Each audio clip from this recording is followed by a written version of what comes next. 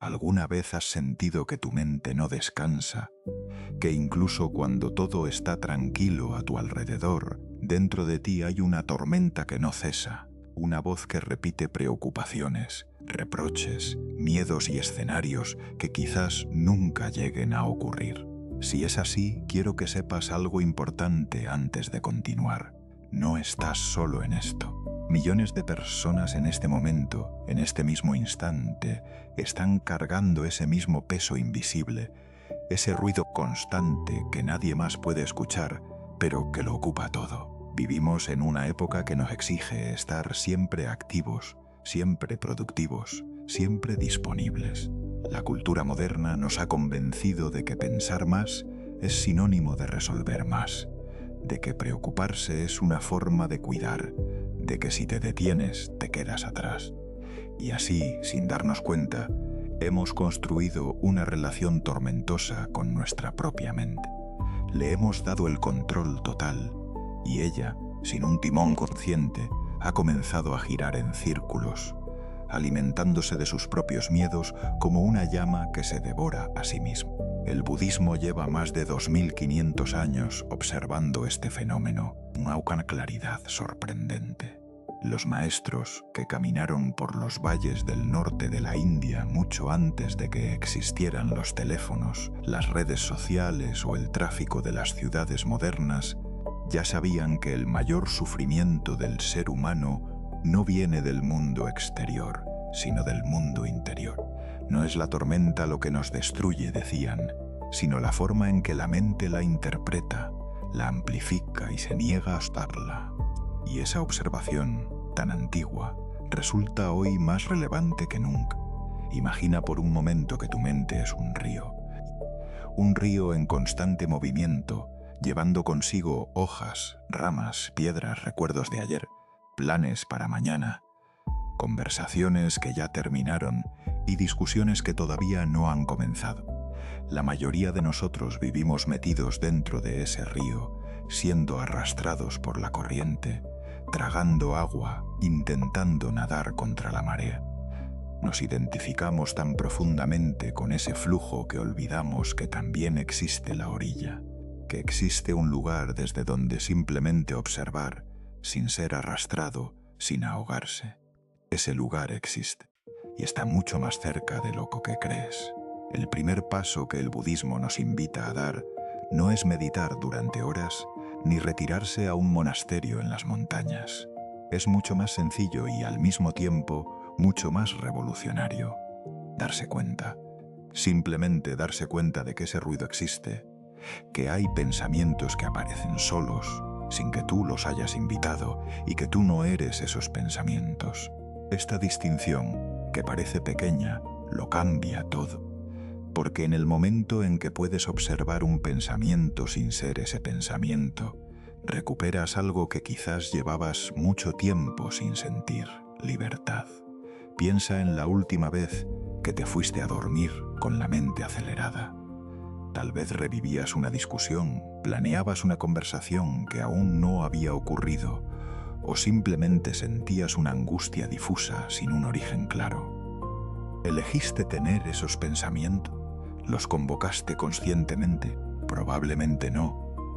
Aparecieron solos, se instalaron, y tú te quedaste atrapado en ellos como si fueran la realidad. Pero ¿y si te dijera que esa mente agitada no es quien eres tú, sino simplemente un patrón aprendido, un hábito mental que puede transformarse con práctica y compasión? Uno de los maestros zen más respetados del siglo XX, Thich Nhat Hanh, solía decir que la mente es como la superficie del océano. Cuando hay viento, hay olas, algunas pequeñas, otras enormes, pero si desciendes hacia las profundidades, más allá de la superficie agitada, encontrarás una calma absoluta que el viento jamás puede alcanzar. Esa calma no es algo que debas crear, no es algo que debas buscar afuera. Ya está ahí, ya está en ti. La práctica del mindfulness, de la atención plena, es simplemente el arte de aprender a descender hacia esa calma que siempre ha existido dentro de ti. Ahora bien, ¿por qué es tan difícil lograrlo? ¿Por qué, Si la paz está dentro, vivimos tan lejos de ella. La respuesta está en un concepto budista fundamental llamado la mente de mono. Los textos antiguos describen la mente no entrenada como un mono que salta de rama en rama sin descanso, incapaz de quedarse quieto ni un instante. Y esa imagen, tan antigua, describe perfectamente lo que la neurociencia moderna ha confirmado. La mente humana, en su estado por defecto, divaga. Salta del pasado al futuro, del miedo al deseo, de la preocupación al aburrimiento, sin detenerse jamás en el único lugar donde la vida realmente ocurre, el presente. Y aquí está la buena noticia. El ruido que llevas dentro no es una condena, no es un defecto de fabricación ni una señal de que algo está mal contigo. Es simplemente el resultado de una mente que nunca fue entrenada para estar quieta, que creció en un mundo que glorifica la velocidad y penaliza la pausa. Pero así como un músculo puede fortalecerse con ejercicio constante, la mente puede aprender a calmarse, a observar sin reaccionar, a soltar sin resistencia. Y ese entrenamiento no requiere años de práctica ascética. Comienza aquí, ahora, con este simple acto de prestar atención. Antes de continuar, quiero invitarte a hacer algo. Solo por un momento, detente. Cierra los ojos si puedes, o simplemente baja la mirada. Toma una respiración lenta y profunda, dejando que el aire llene tu vientre antes que tu pecho. Y al exhalar, deja ir cualquier tensión que estés cargando en los hombros, en la mandíbula, en las manos. No tienes que resolver nada en este momento. No tienes que llegar a ningún lado. Solo respira y observa. Eso es todo. Ese instante que acabas de vivir, esa pequeña pausa en el ruido, ya es meditación, ya es el comienzo. A lo largo de este camino que vamos a recorrer juntos, capítulo a capítulo, vas a descubrir que la sabiduría budista no es un sistema de creencias distante ni un conjunto de rituales complicados. Es una guía práctica profundamente humana para vivir con más paz, más claridad y más compasión, tanto hacia los demás como hacia ti mismo. Vamos a explorar la impermanencia y el arte de soltar, la respiración como ancla al presente, los pensamientos como nubes que pasan, y la compasión como el acto más poderoso que un ser humano puede practicar. Todo ello desde la vida cotidiana, desde el caos del día a día, sin necesidad de retirarte del mundo. El ruido que llevas dentro tiene un nombre, tiene un origen, y lo más importante, tiene una solución. No es una solución instantánea ni una promesa vacía. Es un camino que requiere paciencia, constancia y sobre todo, amabilidad contigo mismo. Porque la mente que hoy te agobia no es tu enemiga. Es una parte tuya que nunca aprendió a descansar. Y así como tratarías con ternura a un niño agotado que no puede dormir, así es como el budismo nos invita a tratar nuestra propia mente. Con paciencia, con compasión, con la certeza de que la calma no está lejos, está aquí, esperándote en cada respiración que decides tomar con consciencia. Si este video llegó a ti hoy, no fue por casualidad. Tal vez estás en un momento de agotamiento, de búsqueda o simplemente de curiosidad. Cualquiera que sea tu razón, bienvenido. Este es tu espacio. Suscríbete y activa la campana para sumergirte en la calma y descubrir los secretos que el universo guarda para ti. El camino hacia una mente más positiva y una vida más plena comienza con un solo paso, y ese paso ya lo has dado. Hay una pregunta que, tarde o temprano, todos nos hacemos en los momentos más difíciles de nuestra vida. ¿Esto va a durar para siempre? La pregunta aparece cuando el dolor es tan intenso que parece imposible imaginar un mundo sin él. Aparece cuando una relación se rompe, cuando perdemos algo que amábamos, cuando el cuerpo enferma o cuando la incertidumbre se instala como una niebla que no deja ver más allá. Y la respuesta que el budismo ha dado a esa pregunta durante más de 2500 años es, al mismo tiempo, la más sencilla y la más liberadora que existe. No, nada dura para siempre. Todo pasa. Todo cambia. Este principio tiene un nombre en el idioma Pali, la lengua en que fueron escritas las enseñanzas originales del Buda. Anicca se pronuncia suave, casi como un susurro, y significa impermanencia. Es considerado uno de los 3 sellos fundamentales de la existencia, junto con el sufrimiento y la ausencia de un yo fijo. Pero hoy no queremos hablar de filosofía abstracta, queremos hablar de tu vida, de esa situación que hoy sientes que no tiene salida, de ese dolor que crees que te define. Porque Anicca no es solo una idea hermosa para meditar en un cojín, es una herramienta práctica y poderosa para soltar el peso que cargas sin necesidad de cargarlo. Existe una historia que se cuenta en los círculos del budismo zen y que ilustra este principio con una claridad que ninguna explicación teórica podría igualar. Se dice que un maestro tenía una taza de té que amaba profundamente. Era una pieza antigua, delicada, con un diseño pintado a mano que narraba la historia de un jardín en primavera. Un día un discípulo tropezó y la taza cayó al suelo, rompiéndose en 1000 pedazos. El discípulo, aterrorizado, esperaba la ira de su maestro. Pero el maestro se acercó, miró los fragmentos en el suelo y dijo con calma: «Para mí, esta taza ya estaba rota. Cada vez que la usaba, ya sabía que algún día dejaría de existir en esta forma. Por eso podía disfrutarla plenamente, sin aferrarme a ella». El discípulo no entendió de inmediato, pero con el tiempo comprendió que su maestro no amaba la taza menos por saber que era impermanente. La amaba más, con una libertad que el apego nunca podría ofrecer. ¿Qué es lo que tú estás sosteniendo hoy con tanto miedo a que se rompa? ¿Una relación, una imagen de ti mismo, una etapa de la vida que sientes que está llegando a su fin? El apego no surge porque amamos demasiado. Surge porque confundimos el amor con la necesidad de que las cosas permanezcan exactamente como son. Y esa confusión, ese intento desesperado de detener el flujo natural de la vida, es precisamente lo que genera sufrimiento. No la pérdida en sí misma, sino la resistencia a aceptar que todo, absolutamente todo, está en constante transformación. Hay otra historia, quizás más conocida en la tradición budista, que lleva este principio un paso más allá: la parábola del granjero y el caballo. Cuenta la leyenda que un viejo granjero tenía un caballo que un día escapó de su corral. Los vecinos fueron a consolarlo. «¡Qué mala suerte!», le dijeron. El granjero simplemente respondió: «Tal vez». Al día siguiente, el caballo regresó trayendo consigo 3 caballos salvajes. Los vecinos volvieron. «¡Qué buena suerte!», exclamaron.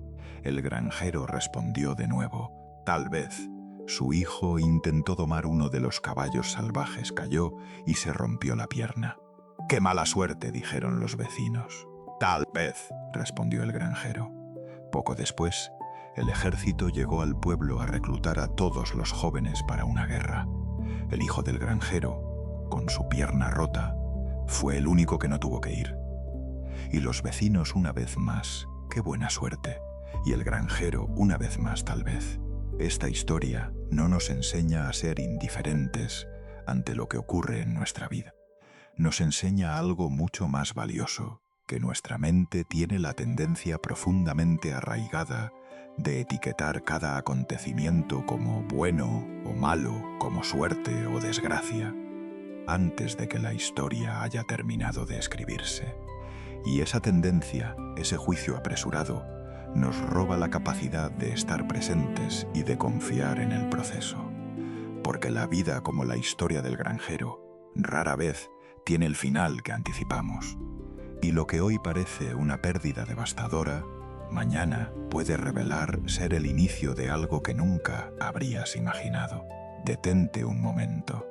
Piensa en algo difícil que hayas vivido en el pasado, algo que en su momento sentiste que no podrías superar. Una ruptura, una pérdida de trabajo, una traición, una enfermedad. Ahora mira desde donde estás hoy. ¿Pasó? ¿Cambió? ¿Sigues exactamente igual que en el momento más oscuro de esa experiencia? Casi con certeza, no, porque eso es precisamente lo que Anika nos recuerda, que tú mismo eres evidencia viviente de la impermanencia. Ya has sobrevivido cosas que en su momento parecían permanentes. Ya has cambiado de maneras que no podías prever, y eso no fue debilidad, fue vida fluyendo a través de ti. La impermanencia no solo aplica al dolor, también aplica a la alegría, a los momentos de plenitud, a las etapas que amamos y no queremos que terminen. Y aquí es donde la enseñanza se vuelve aún más profunda, porque nos invita a relacionarnos con todo, tanto con lo que nos gusta como con lo que nos duele, desde un lugar de apertura en lugar de aferramiento. Imagina por un momento que estás viendo un atardecer. Es hermoso. Los colores se despliegan sobre el horizonte con una generosidad que parece irreal. ¿Intentas detenerlo? ¿Te angustias porque sabrás que en unos minutos habrá oscurecido? No. Lo disfrutas precisamente porque sabes que es fugaz. La impermanencia en ese momento no es una amenaza, es lo que le da su belleza. Esa misma mirada es la que el budismo nos invita a aplicar a toda nuestra existencia. No con resignación ni con tristeza, sino con una gratitud viva y despierta por lo que es mientras es. Cuando internalizamos Anika de verdad, algo sutil pero profundo comienza a cambiar en nuestra forma de vivir. Las discusiones pequeñas pierden su peso. Las ofensas no se enquistan tan fácilmente. El miedo al futuro se suaviza, porque sabemos que el futuro también cambiará, y el dolor del presente se vuelve más tolerable, porque ahora llevamos dentro la certeza inquebrantable de que esto también pasará. Respira profundo en este momento. Deja que el aire entre despacio y al exhalar, repite estas palabras en silencio. Esto también pasará. No como una negación de lo que sientes, sino como un recordatorio compasivo de que no estás atrapado, que la vida sigue moviéndose incluso cuando tú sientes que te has detenido, que el río de la existencia, ese mismo río del que hablamos en el capítulo anterior, no se detiene por nada ni por nadie, y que esa es, precisamente, su mayor regalo. Anika no es una filosofía de resignación, es una filosofía de liberación. Es la comprensión de que si todo cambia, entonces tú también puedes cambiar. Que si nada es permanente, entonces ninguna versión limitada de ti mismo tiene por qué serlo tampoco. Que si el dolor no dura, entonces vale la pena atravesarlo con valentía. Y que si la alegría es impermanente, entonces merece ser saboreada con toda la presencia y la gratitud que puedas reunir. Esto es lo que el budismo nos invita a ver, que la impermanencia no es el enemigo de la felicidad. Es, paradójicamente, su condición más esencial. En el próximo capítulo vamos a explorar algo íntimamente relacionado con todo esto, el jardín de tu mente y las semillas que, sin darte cuenta, has estado plantando en él durante años. Porque si todo cambia, entonces también puede cambiar la forma en que piensas, la historia que te cuentas sobre ti mismo y el mundo. Y esa transformación, quizás, es la más poderosa de todas. Sigue aquí, sigue respirando. El camino continúa. Imagina que cada mañana, al despertar, recibes un jardín. No un jardín de tierra y plantas, sino algo mucho más íntimo y poderoso, el jardín de tu mente. En ese jardín tienes a tu disposición todo el espacio que necesitas, tierra fértil, luz abundante y la capacidad de sembrar lo que desees. El problema es que la mayoría de nosotros no sabe que tiene ese jardín. Vivimos dentro de él sin verlo, permitiendo que crezca lo que sea, sin elegir, sin cuidar, sin darnos cuenta de que lo que florece ahí adentro determina, casi por completo, la calidad de nuestra vida. El budismo lleva siglos enseñando una verdad que la psicología moderna ha tardado décadas en confirmar. La mente no es un espejo pasivo de la realidad, sino un creador activo de experiencia. Lo que piensas de forma repetida se convierte en una creencia. lo que crees se convierte en una actitud. Y esa actitud colorea cada conversación, cada decisión y cada relación que tiene. Dicho de otra manera, lo que siembras en el jardín de tu mente es, inevitablemente, lo que terminas cosechando en tu vida, no de forma mágica ni instantánea, sino a través del poder acumulado del hábito mental, que es, quizás, la fuerza más subestimada que existe en la experiencia humana. ¿Qué es lo que tú estás sembrando sin darte cuenta? Detente un momento y piensa en los pensamientos que más se repiten en tu mente a lo largo del día.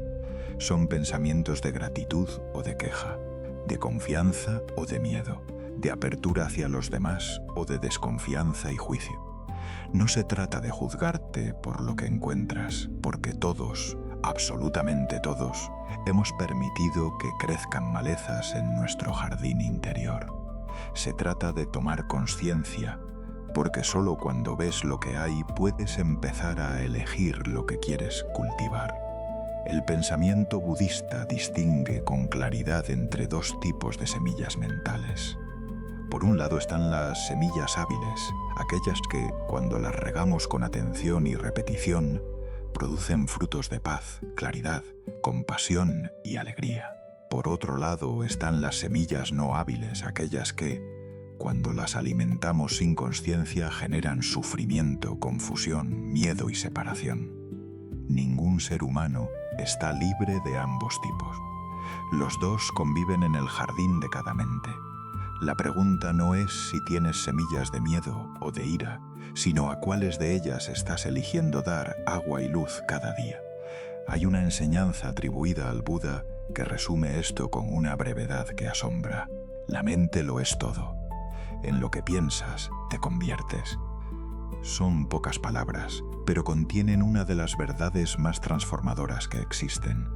Porque si la mente lo es todo, entonces cambiar tu vida no comienza por cambiar las circunstancias externas, no comienza por encontrar la pareja perfecta, el trabajo ideal o el cuerpo deseado.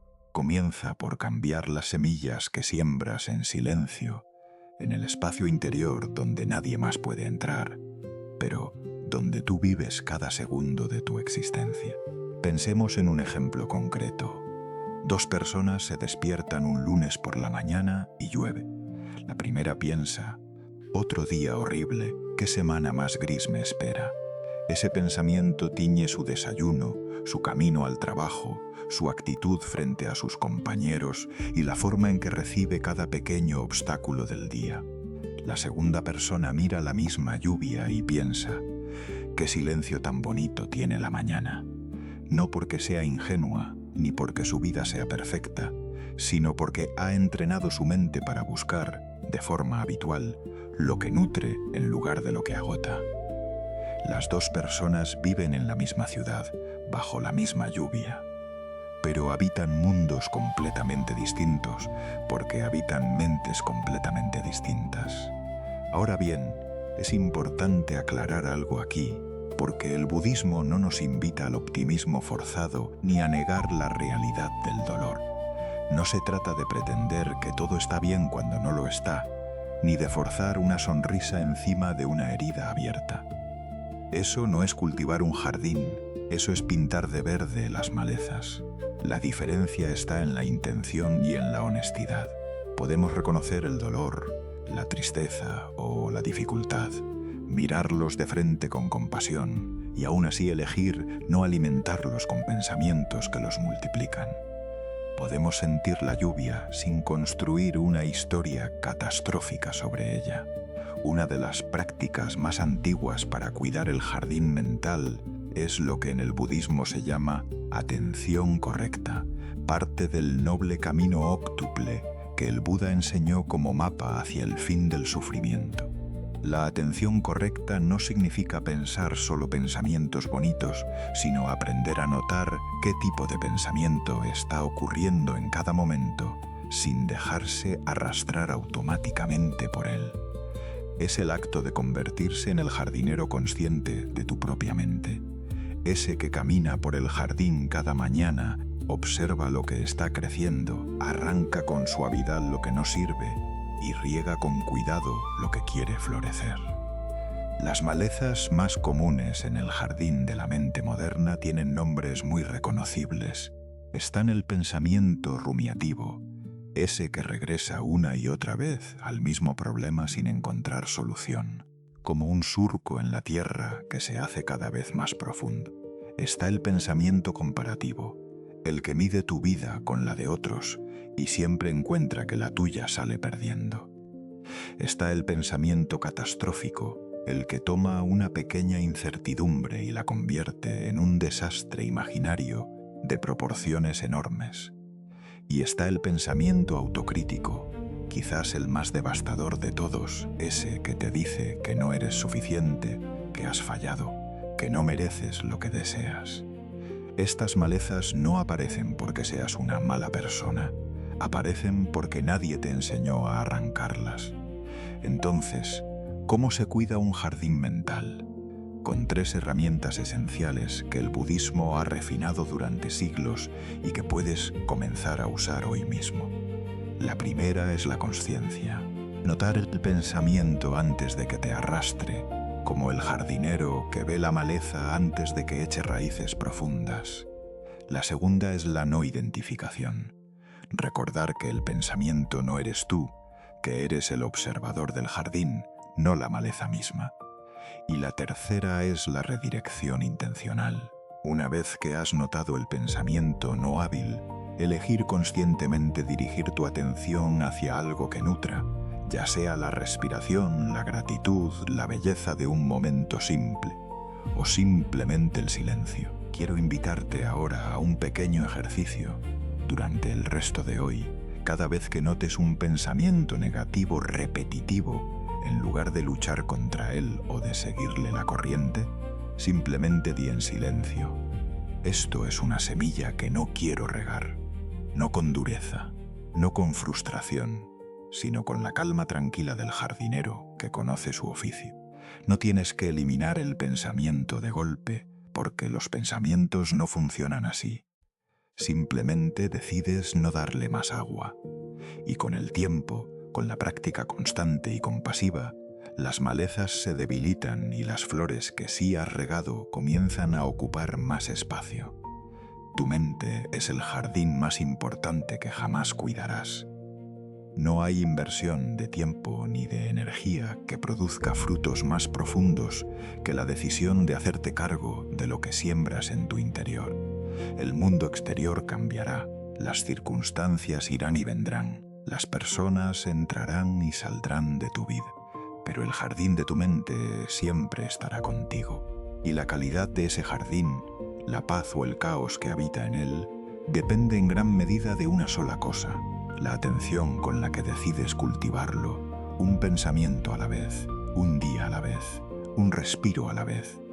Existe una palabra en el vocabulario budista que tal vez sea la más malentendida de todas, una palabra que, cuando la escuchamos por primera vez, puede sonar fría, distante, incluso dolorosa: desapego. Muchos la interpretan como indiferencia, como una invitación a no amar, a no comprometerse, a moverse por el mundo sin que nada ni nadie te importe demasiado. Pero esa interpretación no podría estar más lejos de lo que el budismo realmente enseña. El desapego genuino no es la ausencia de amor. Es, paradójicamente, la condición que hace posible el amor más profundo y libre que un ser humano puede experimentar. Para entender esto de verdad, quiero contarte una historia. Se dice que 2 monjes budistas, un maestro anciano y su joven discípulo, viajaban a pie por un camino de tierra cuando llegaron a la orilla de un río crecido. Junto al río esperaba una mujer elegantemente vestida, angustiada porque no podía cruzar sin arruinar su ropa. Sin dudarlo, el maestro anciano la tomó en brazos, la llevó al otro lado y la dejó en la orilla seca. La mujer agradeció y siguió su camino. Los 2 monjes continuaron caminando en silencio durante horas. Finalmente, el joven discípulo, incapaz de contenerse más, habló: «Maestro, los monjes no debemos tocar a las mujeres. ¿Cómo pudiste cargarla?». El anciano lo miró con calma y respondió: Yo la dejé en la orilla hace horas. ¿Tú todavía la estás cargando? Esa historia contiene todo lo que necesitas saber sobre el desapego. El maestro actuó con plena presencia, con generosidad genuina, con compasión real. No se distanció de la situación ni fingió que la mujer no existía. La ayudó completamente y luego soltó el momento, dejándolo ir con la misma naturalidad con que uno exhala el aire de los pulmones. El discípulo, en cambio, no había tocado a la mujer, pero la cargaba dentro de su mente horas después, pesada como una piedra. El apego no estaba en el acto de cargarla. Estaba en la incapacidad de soltar el recuerdo, el juicio y la historia construida alrededor de ese momento. ¿A qué estás cargando tú en este momento? ¿Qué conversación pasada sigues reproduciendo en tu mente? ¿Qué versión de ti mismo, de otra persona o de una situación te niegas a dejar ir porque sientes que soltarla sería traicionar algo importante? El apego tiene muchas formas. A veces se disfraza de lealtad, a veces de amor, a veces de principios. Pero en su raíz, el apego siempre es lo mismo. El intento de la mente de congelar lo que es por naturaleza fluido, de retener lo que la vida, en su sabiduría infinita, ya está moviendo hacia otro lugar. El Buda describió el apego como una de las causas fundamentales del sufrimiento humano y lo hizo con una metáfora que vale la pena visualizar. Imaginó a alguien que agarra un carbón ardiente con la mano con la intención de lanzárselo a otra persona. Mientras espera el momento de lanzarlo, mientras planea su movimiento, mientras alimenta su resentimiento, es él quien se quema. El otro ni siquiera sabe que existe el carbón. Esta imagen describe con precisión brutal lo que ocurre cuando nos aferramos a la ira, al resentimiento, a la necesidad de tener razón o de controlar el resultado de una situación. La quemadura siempre es nuestra. Ahora bien, es crucial entender lo que el desapego no es, porque el malentendido en este punto puede llevarnos a una frialdad emocional que tampoco es salud. El desapego budista no significa que no te importen tus hijos, tu pareja, tus amigos o tus sueños. No significa que veas el mundo desde una distancia séptica, sin dejarte tocar por nada. No significa resignación ni pasividad. Significa algo mucho más matizado y hermoso. Significa relacionarte con todo lo que amas desde la apertura en lugar del miedo, desde la presencia en lugar del control, desde la gratitud en lugar de la posesión.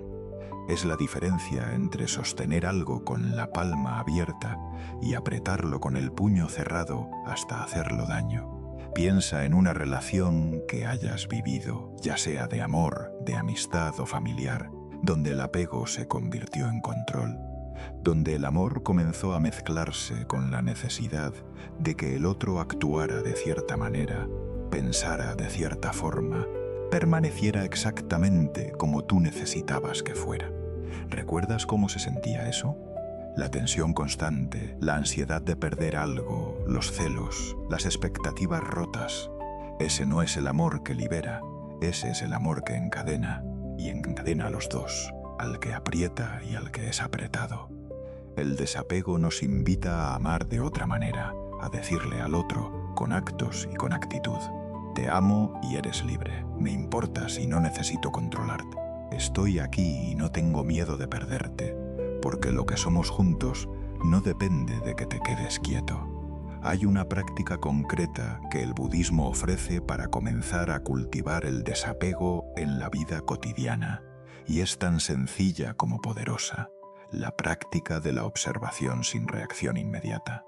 Cuando algo ocurre, ya sea una crítica, una noticia inesperada, una emoción intensa, en lugar de reaccionar de forma automática, te permites una pausa, solo una respiración, solo un instante de distancia entre el estímulo y la respuesta.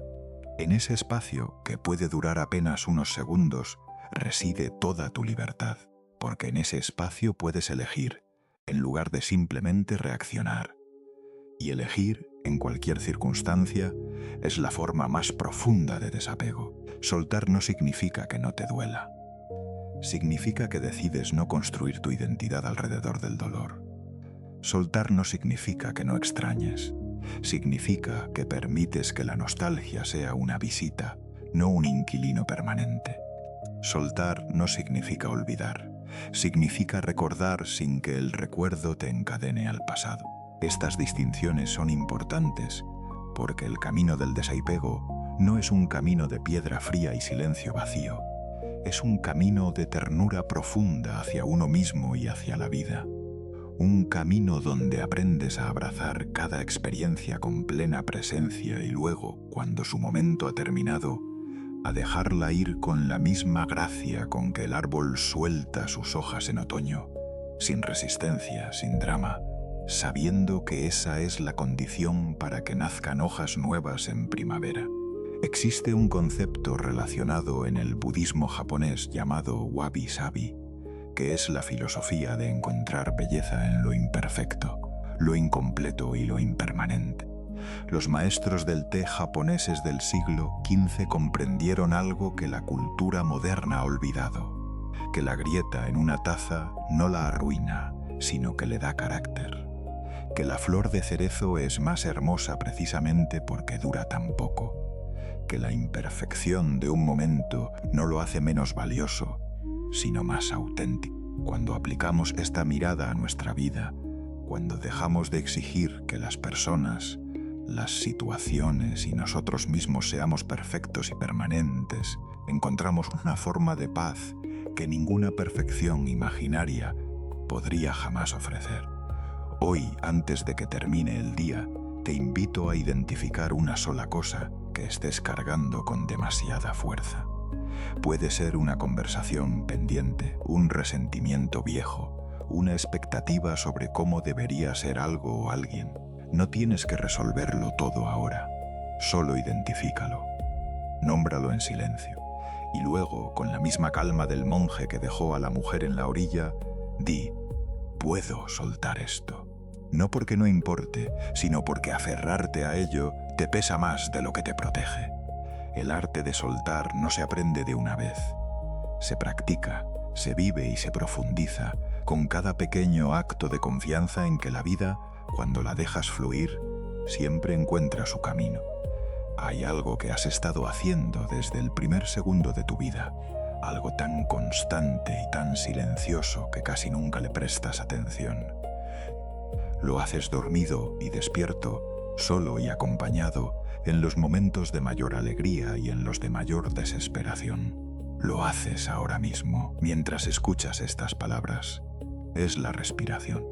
Y aunque parezca el acto más ordinario del mundo, el budismo y la ciencia moderna coinciden en algo extraordinario.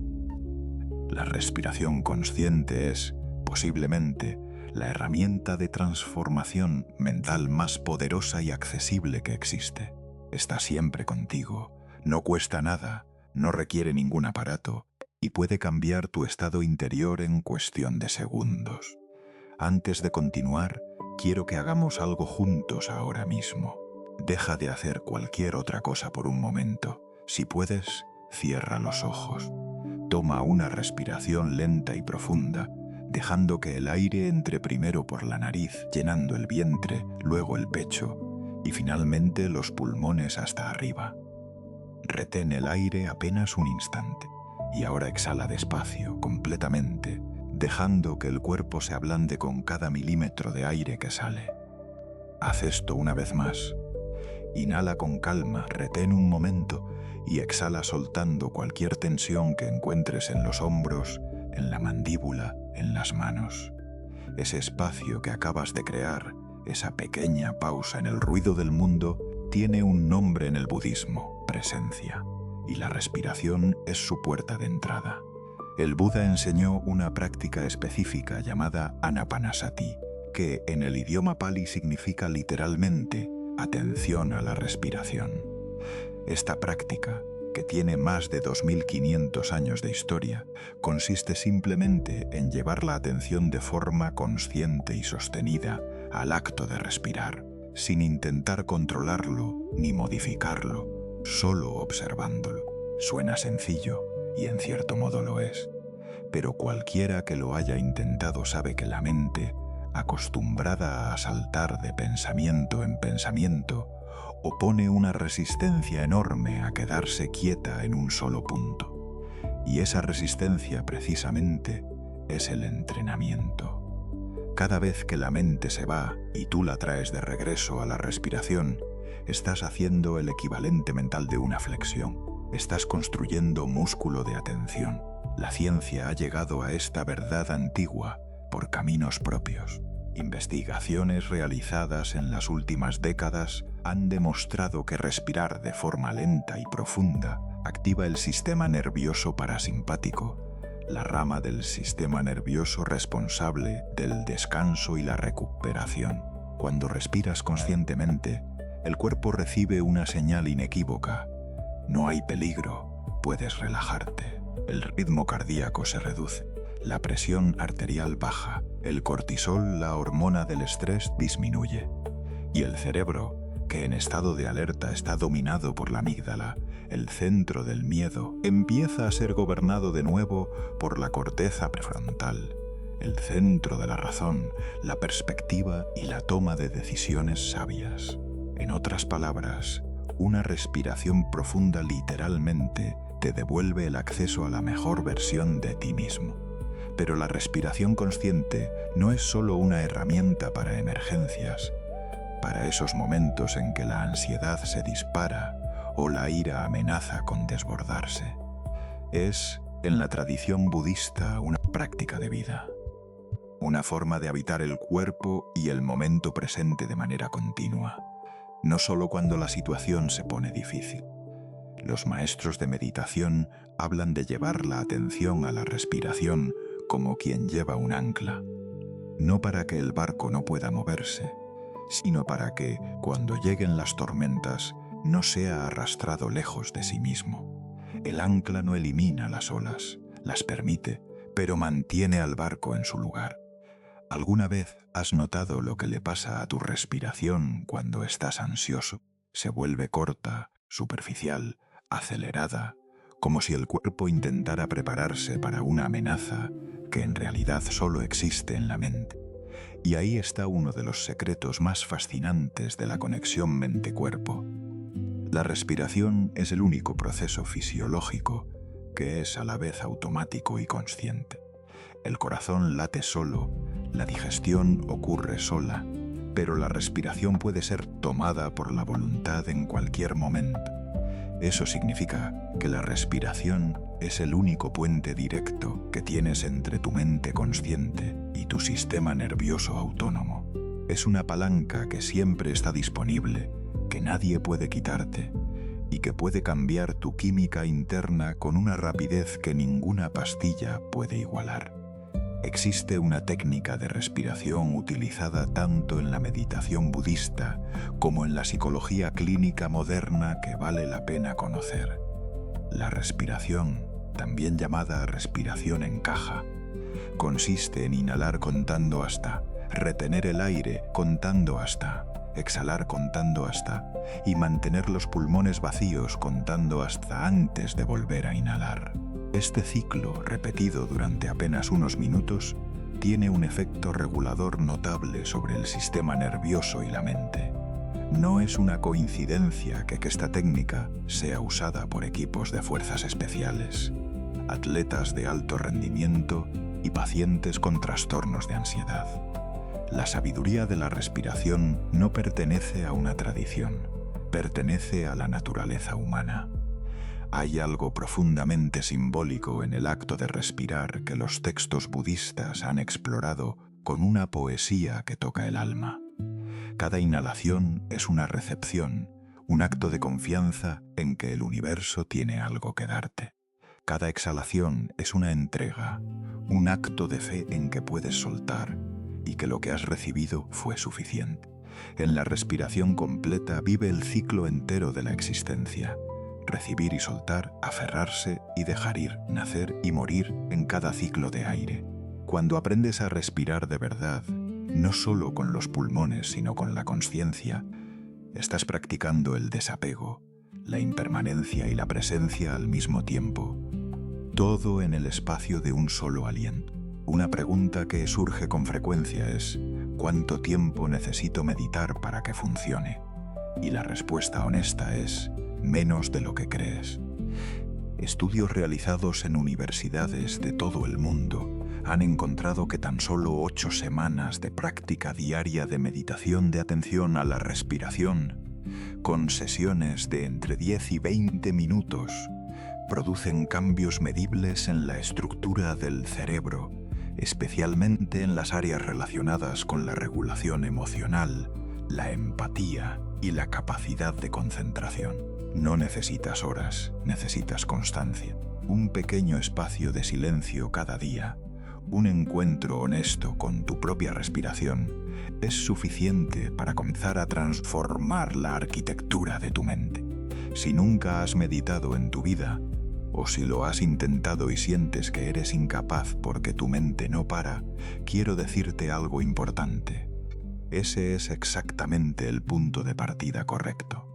Nadie empieza a meditar con la mente en calma. La mente en calma es el resultado de la práctica, no el requisito para comenzar. El único requisito es este: sentarte, cerrar los ojos y traer la atención a la respiración.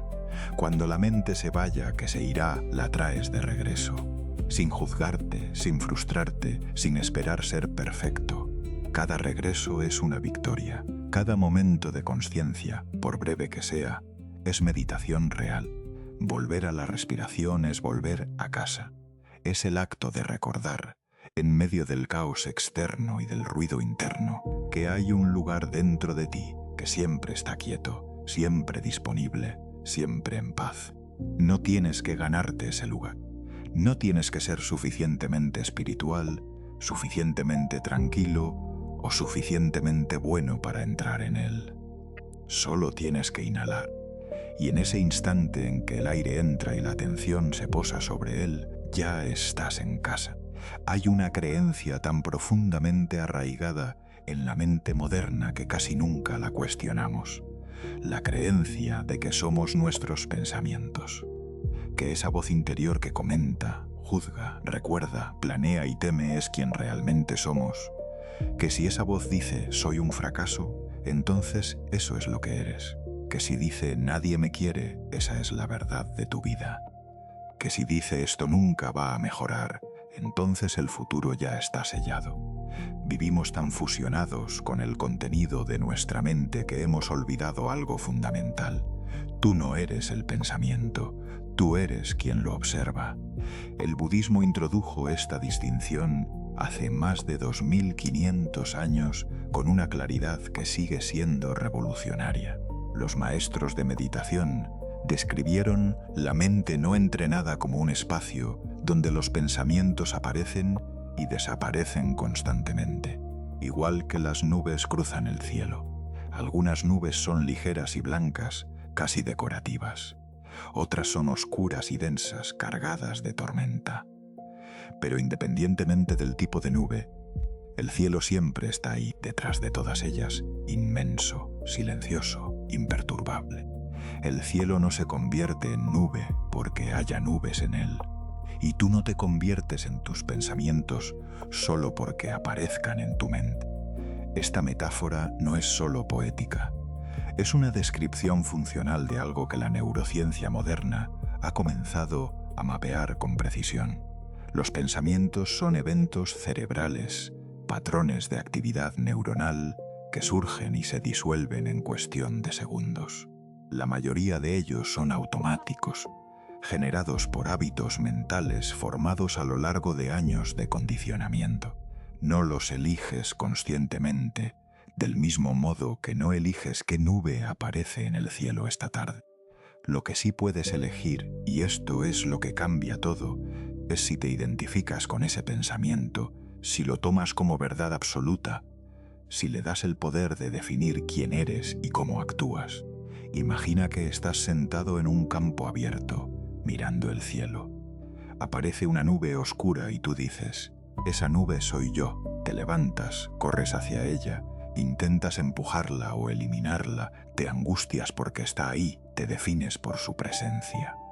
Eso es lo que hacemos cuando nos fusionamos con un pensamiento negativo. Pero ahora imagina que te quedas sentado, ves aparecer la nube, la reconoces y simplemente observas cómo avanza y se transforma. No la combates, no la persigues, no finges que no está. Simplemente la ves pasar desde la quietud del observador que eres. Eso es lo que el budismo llama vipassana, visión clara, la capacidad de ver las cosas tal como son sin añadir capas de reacción, juicio e identificación. Uno de los errores más comunes cuando la gente comienza a meditar es pensar que el objetivo es vaciar la mente de pensamientos.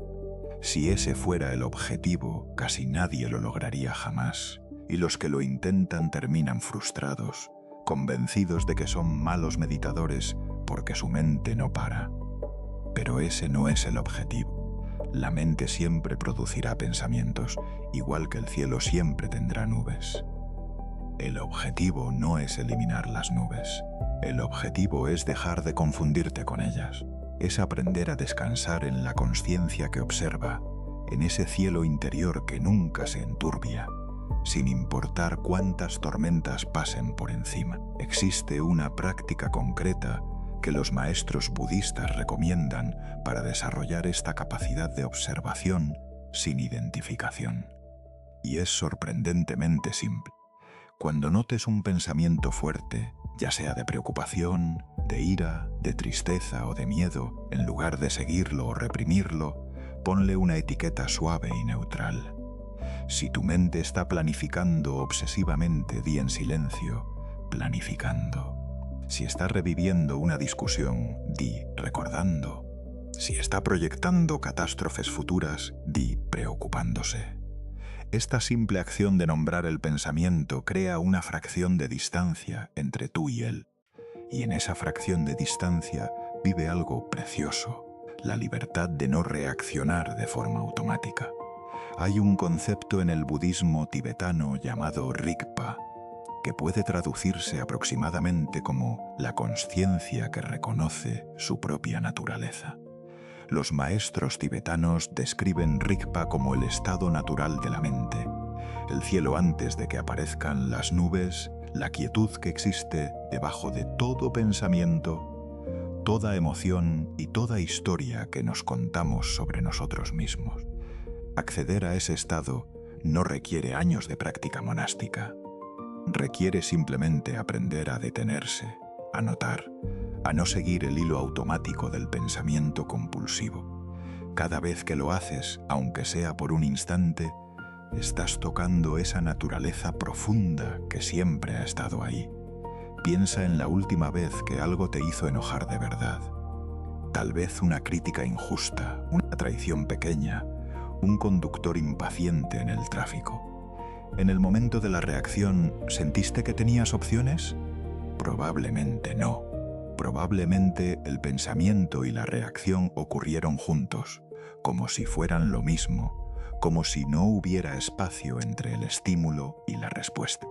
Pero ahora, desde la distancia del tiempo, puedes ver ese pensamiento como algo que ocurrió en tu mente, sin ser necesariamente una verdad absoluta sobre la situación o sobre ti.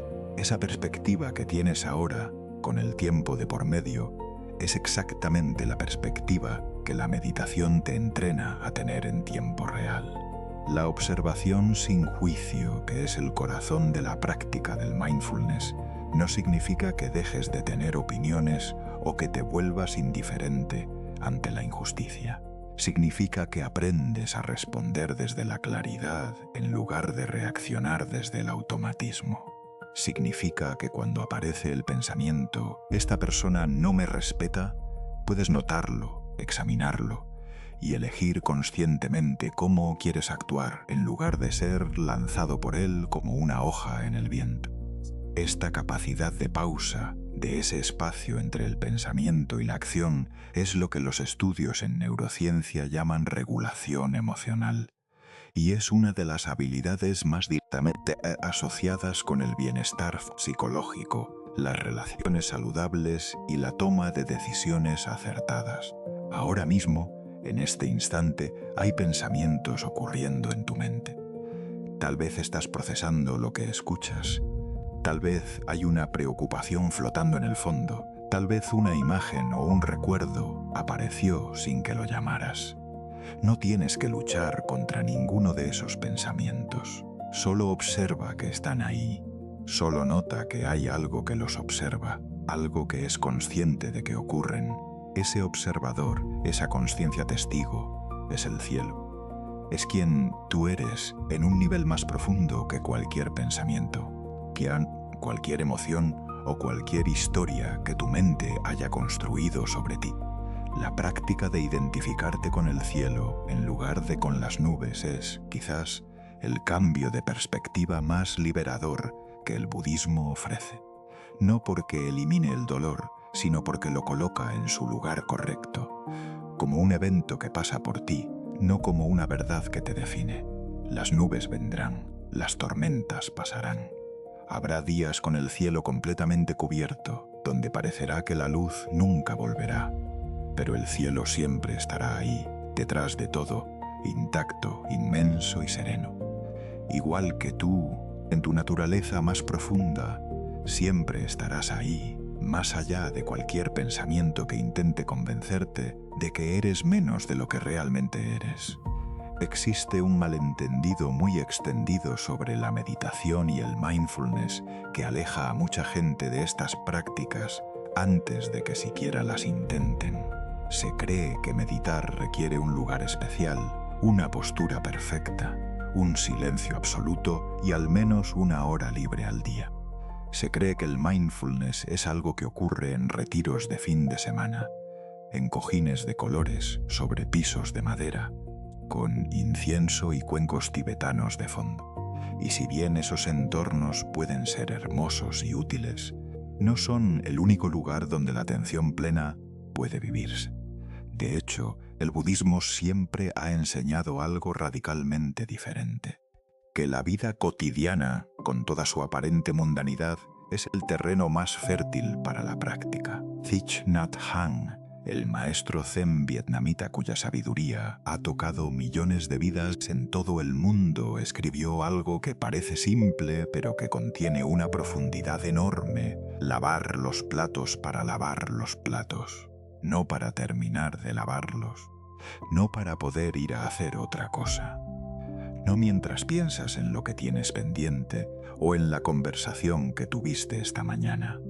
Lavar los platos como si fuera el acto más importante del universo en ese momento, con toda tu atención, con todos tus sentidos presentes, con la conciencia plenamente habitando ese instante. Eso es mindfulness. No es una técnica reservada para monjes, es una forma de relacionarse con cada momento de la vida. Piensa en cuántos momentos de tu día ocurren en piloto automático. Te despiertas y revisas el teléfono antes de que tus ojos terminen de abrirse. Desayunas mientras lees noticias o ves un video. Caminas de un lugar a otro pensando en el siguiente punto de tu lista de tareas. Conduces por rutas tan familiares que llegas al destino sin recordar el trayecto. Te duchas mientras planificas el día o rumias sobre algo que ocurrió ayer. Toda es vida. Esos minutos y horas que se acumulan en días y años, transcurre sin que realmente estés presente en ella. Y al final del día te sientes extrañamente vacío, como si el tiempo hubiera pasado sin que tú lo habitaras del todo. El mindfulness cotidiano es la práctica de recuperar esos momentos robados por el automatismo. Es la decisión consciente de estar completamente donde estás, haciendo completamente lo que estás haciendo, sintiendo completamente lo que está disponible para ser sentido en ese instante. No es una práctica de perfección, porque la mente volverá a irse una y otra vez. Es una práctica de retorno constante y amoroso al momento presente, como si cada actividad cotidiana fuera una pequeña meditación, una oportunidad de encontrarse con la vida tal como es, sin filtros ni distracciones. Comencemos con algo tan simple como caminar. La mayoría de las veces caminar es un medio para llegar a otro lado. Un espacio vacío entre dos puntos que llenamos con pensamientos o con la pantalla del teléfono. Pero el budismo tiene una práctica llamada meditación caminando, en la que cada paso se convierte en un acto de presencia. Siente el contacto del pie con el suelo desde el talón hasta la punta. Nota el movimiento de las piernas, el balanceo suave de los brazos, el aire entrando y saliendo al ritmo de tus pasos. Observa lo que hay a tu alrededor sin juzgarlo ni etiquetarlo, solo percibiéndolo.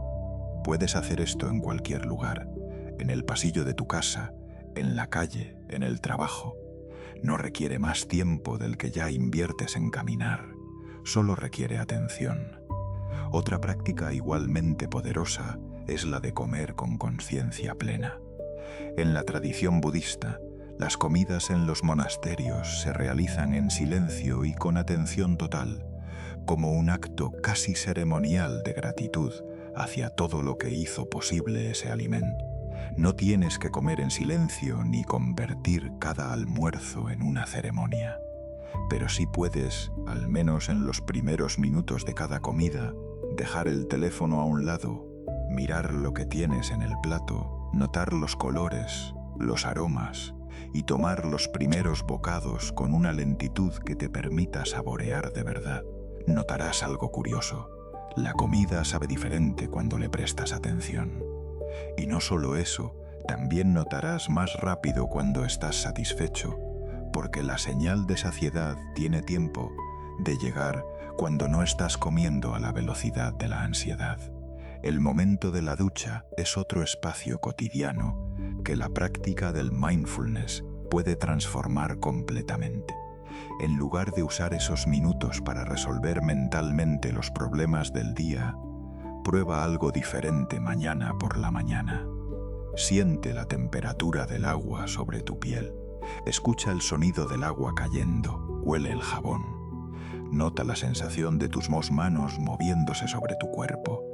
Permite que ese momento sea solo ese momento, sin agenda, sin lista de pendientes, sin conversaciones imaginarias. Muchas personas que practican esto reportan que la ducha se convierte en uno de los momentos más restauradores del día, no porque dure más, sino porque por primera vez están realmente dentro de él. Hay algo que el mindfulness cotidiano hace de forma gradual pero profunda. Nos devuelve la capacidad de asombro. Los niños pequeños viven naturalmente en este estado. Para un niño de 2 años, una hormiga cargando una miga de pan es un espectáculo que merece minutos de observación absorta.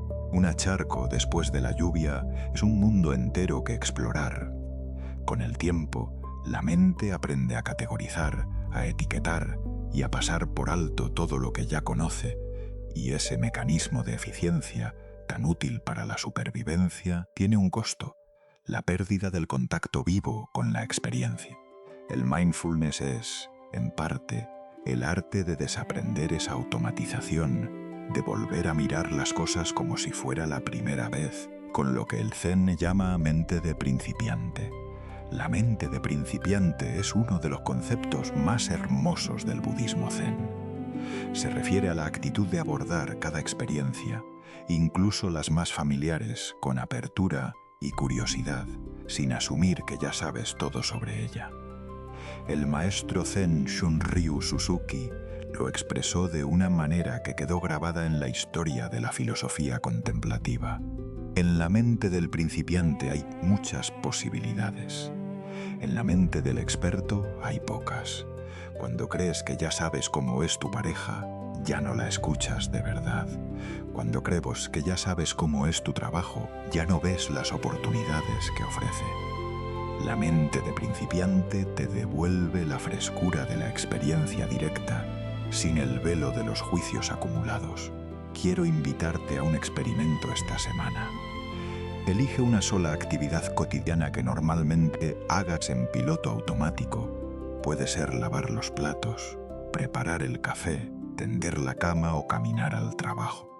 Y durante esa actividad, Cada día de esta semana trae tu atención completa a lo que estás haciendo.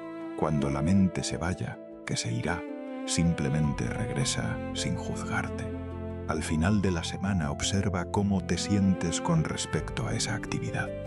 Muchas personas descubren que lo que antes era una tarea tediosa se convierte en un pequeño refugio de paz en medio del día. No porque la actividad haya cambiado, sino porque tú estás realmente presente en ella. Lo sagrado no vive solo en los templos ni en los momentos extraordinarios. Vive en la textura del pan entre tus dedos, en el calor de una taza de té entre las palmas de las manos, en el sonido de la lluvia sobre el techo, en la respiración de alguien que amas durmiendo a tu lado. Lo sagrado vive en cada momento ordinario al que le prestas atención completa. El mindfulness cotidiano no te pide que abandones tu vida para encontrar la paz. Te pide que entres más profundamente en ella, que la habites de verdad, que dejes de vivir en el pasado o en el futuro y comiences a residir con toda tu presencia en el único lugar donde la vida realmente ocurre. Aquí, ahora, en este preciso instante, hay momentos en que la mente se convierte en su propio enemigo, momentos en que una emoción se apodera de ti con tanta fuerza que ya no puedes ver con claridad, ya no puedes escuchar con calma, ya no puedes actuar desde la sabiduría. En esos momentos, algo dentro de ti sabe que estás reaccionando desde un lugar oscuro, pero parece imposible detenerse. Si alguna vez has dicho algo de lo que luego te arrepentiste profundamente, si has tomado una decisión impulsiva que luego te costó caro, o si has sentido que el miedo te paraliza ante oportunidades que deseas con todo tu ser, entonces ya conoces de primera mano lo que el budismo llama los 3 venenos de la mente. En la rueda de la vida budista, conocida como el Baba Chakra, en el centro de todo el ciclo del sufrimiento humano aparecen 3 animales: un cerdo, una serpiente y un gallo. Cada uno representa uno de los 3 venenos fundamentales que, según esta tradición, son la raíz de todo el sufrimiento humano. El cerdo representa la ignorancia o la ilusión, esa tendencia de la mente a no ver las cosas tal como son, a confundir lo permanente con lo impermanente, a confundir el yo con algo fijo e inamovible. La serpiente representa el odio, la aversión y la ira, el impulso de rechazar, atacar o destruir lo que nos disgusta. Y el gallo representa el apego y el deseo compulsivo, esa sed insaciable que siempre quiere más, que nunca está satisfecha con lo que tiene. Estos 3 venenos no son defectos morales ni señales de maldad. Son patrones mentales profundamente humanos que todos llevamos dentro en mayor o menor medida. Comencemos con la ira, porque es quizás el veneno más visible y el que más daño inmediato genera en nuestras relaciones y en nuestra paz interior. La ira tiene una cualidad seductora. Nos hace sentir poderosos, justificados, con razón. Cuando estamos enojados, la mente construye un caso impecable a nuestro favor. Reúne todas las evidencias, recuerda cada agravio pasado y nos convence de que nuestra reacción no solo es comprensible, sino necesaria. Pero el Buda describió la ira con una imagen que vale más que cualquier argumento. Agarrar un carbón ardiente con la intención de lanzárselo a alguien. Mientras decides cuándo lanzarlo, mientras alimentas la llama, eres tú quien se quema. Lo que el budismo nos invita a hacer con la ira no es suprimirla ni fingir que no existe. Eso solo la empuja hacia adentro, donde continúa quemando de forma más silenciosa, pero igualmente destructiva. La invitación es a reconocerla con honestidad y sin dramatismo. Hay ira en mí ahora mismo.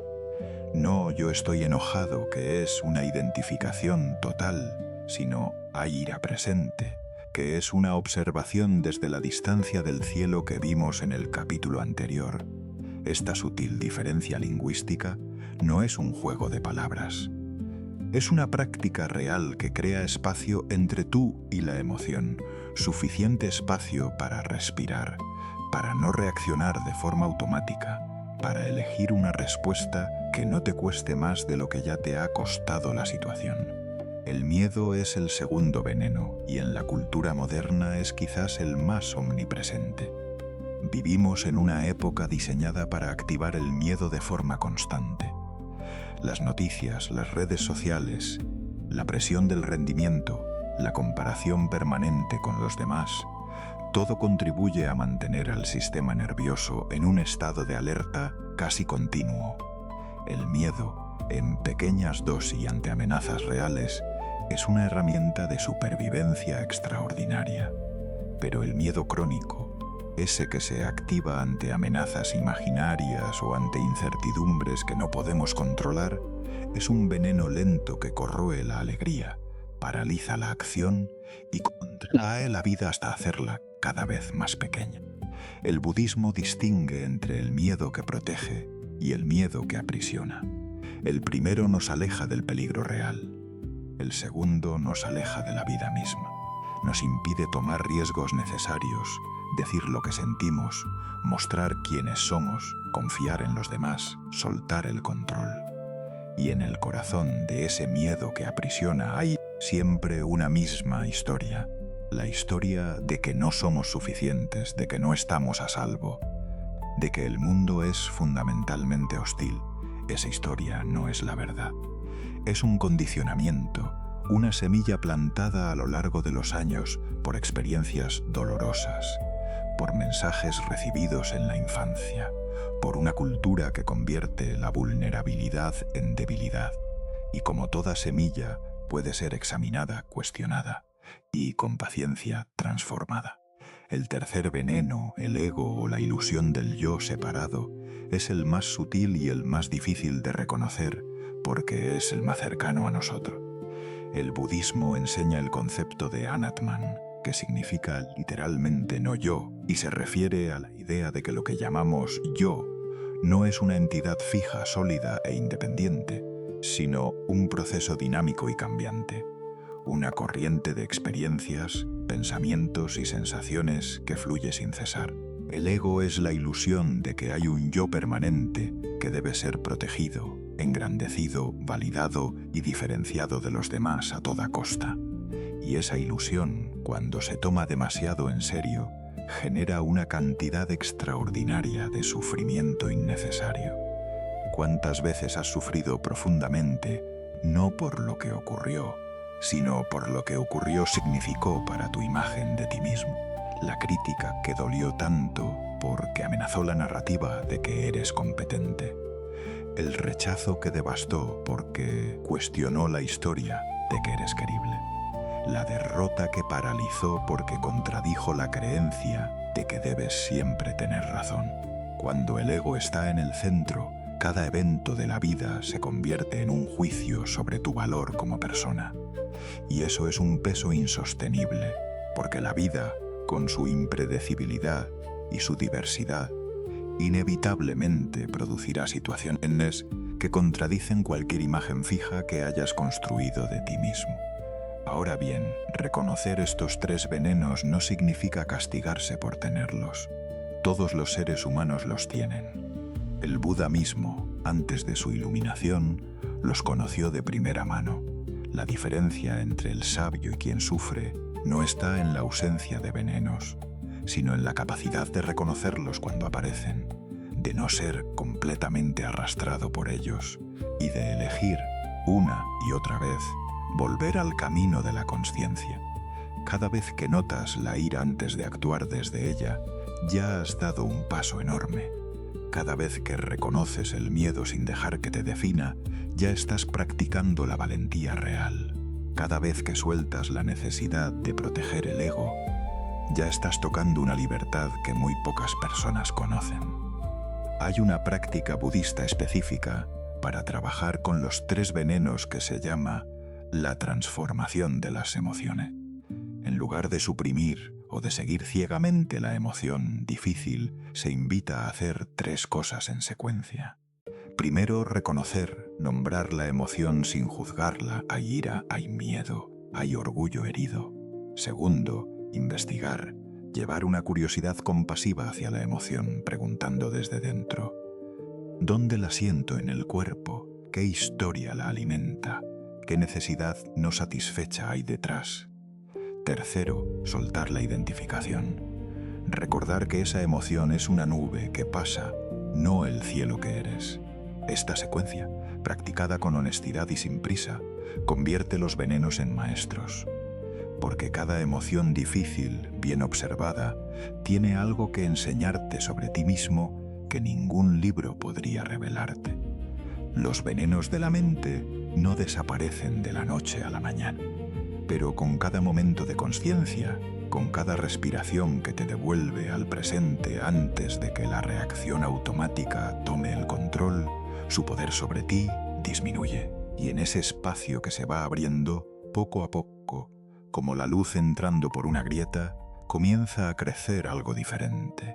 Claridad, compasión y una ecuanimidad que no es indiferencia, sino la paz profunda de quien conoce sus propias tormentas y ha aprendido, con amor y sin rendirse, a no dejarse hundir por ellas. Hay una palabra que en nuestra cultura ha sido tan mal entendida, tan asociada a la debilidad y a la ingenuidad, que muchos la evitan como si fuera un lujo que no pueden permitirse. Esa palabra es compasión. La confundimos con lástima, con permisividad, con dejar que otros nos pisoteen mientras sonreímos. La asociamos con personas que no saben poner límites, que siempre ceden, que se pierden a sí mismas en el intento de cuidar a los demás. Pero el budismo tiene una comprensión de la compasión que no se parece en nada a esa imagen. La compasión budista, conocida en sánscrito como karuna, es una de las fuerzas más poderosas y transformadoras que un ser humano puede cultivar, y su práctica no te debilita, te libera.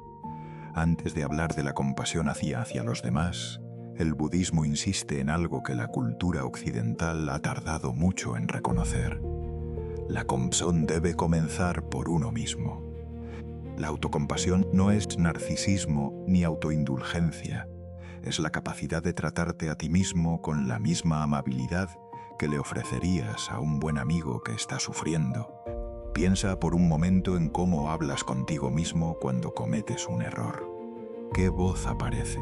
Para la mayoría de las personas, esa voz es dura, crítica, implacable, mucho más severa de lo que jamás serían con alguien que aman. Le dirías a tu mejor amigo: «Eres un fracasado, nunca aprendes. ¿Cómo pudiste ser tan estúpido?» Probablemente no. Pero te lo dices a ti mismo con una regularidad que ya ni siquiera notas.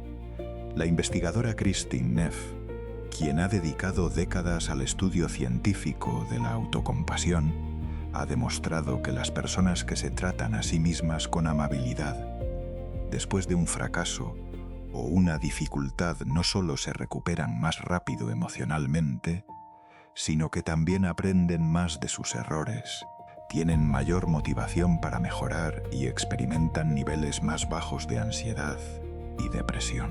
La autocompasión no te hace conformarte con menos. Te da la estabilidad emocional necesaria para seguir intentándolo sin que el miedo al juicio propio te paralice. El budismo supo esto mucho antes de que existiera la psicología positiva y lo articuló en una práctica que tiene más de 2000 años, la meditación metta. Metta es una palabra en pali que se traduce aproximadamente como amor benevolente o bondad amorosa.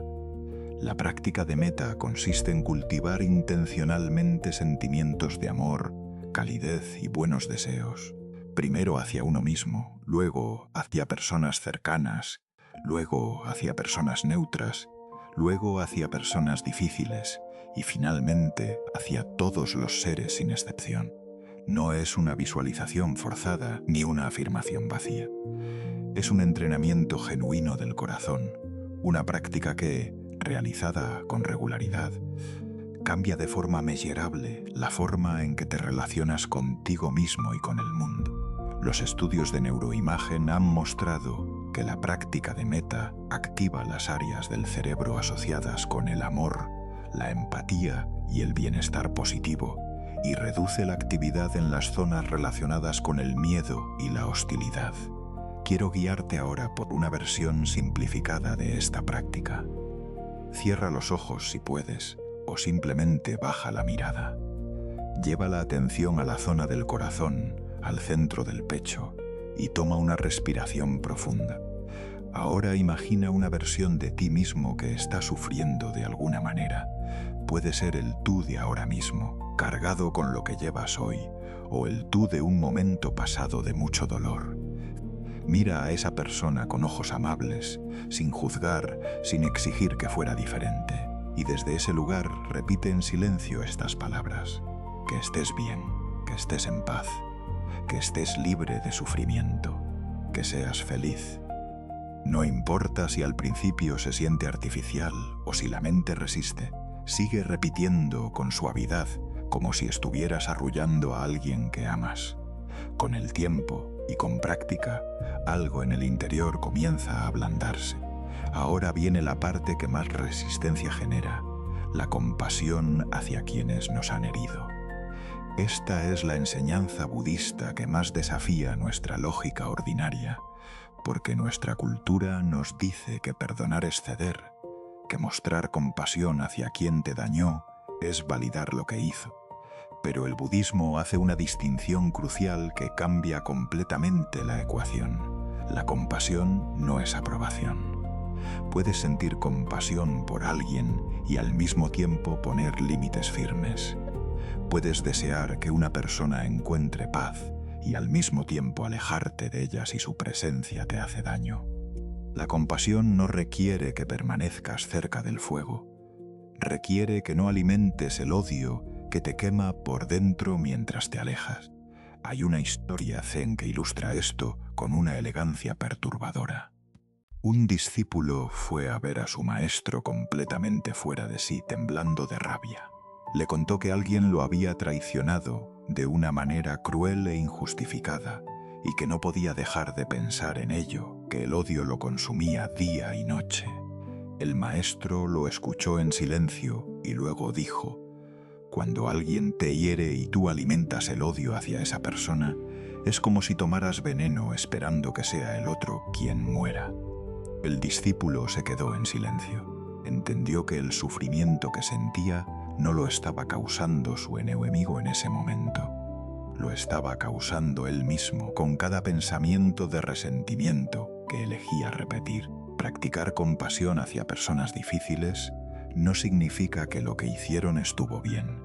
Significa que reconoces algo que el budismo ha enseñado siempre, que toda persona que actúa desde el odio, la crueldad o la manipulación lo hace desde su propio sufrimiento no resuelto. Eso no los excusa, pero sí los humaniza. Y cuando puedes ver a alguien que te hirió no como un monstruo, sino como un ser humano profundamente herido que actuó desde sus propios venenos, algo cambia en ti. No en ellos, porque la compasión no es para cambiarlos. Es para liberarte a ti del peso de cargar el odio hacia ellos como si fuera tuyo. La práctica de metta hacia personas difíciles no tiene que comenzar con la persona que más te ha herido. Comienza con alguien con quien tienes una fricción pequeña, un vecino que te irrita, un compañero de trabajo que te pone tenso, alguien cuya forma de ser simplemente no te agrada. Lleva a esa persona a tu mente con la misma visualización de antes y repite: que estés bien, que estés en paz, que estés libre de sufrimiento, que seas feliz.